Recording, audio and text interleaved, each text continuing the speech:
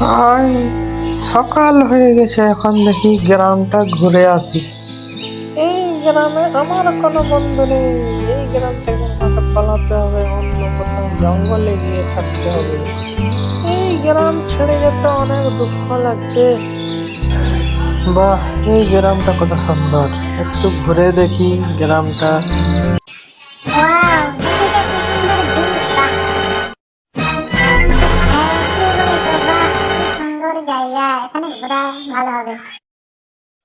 ওই দেখেছো রোহিণী? কত সুন্দর নারকেল গাছটা! হ্যাঁ রনি, ঠিক দেখেছি, কত সুন্দর সুন্দর নারকেল গাছ পুরো সারিবদ্ধ হয়ে দাঁড়িয়ে আছে।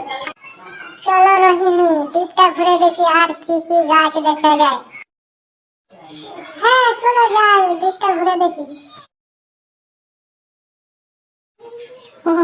রোহিণী, কোথায় চলে এলাম গো?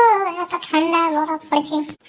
হ্যাঁ কোথায় চলে এলাম? চলো, দূরে একটা ঘর দেখা যাচ্ছে, চলো চলো জলদি যাবো, চলো। কই গো, এই বাড়িতে তো তালা দেওয়া আছে, এখানে কেউ থাকে না মনে হচ্ছে। হ্যাঁ চলো, এখান থেকে তাড়াতাড়ি পালাই, নাহলে ঠান্ডায় জমে যাবো। কোথায় গেছিলাম গো, ফিরে এলাম, ভালো ভালো। তোমার যত ঢং, জানো না কিছু না, নির্জন দ্বীপে নিয়ে চলে এসেছো।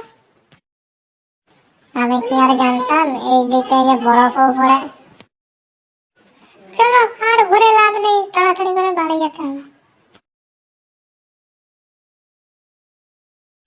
এই রাস্তা দিয়ে আর কত দূর হাঁটতে হবে গো, বাড়ি পৌঁছবো তাহলে।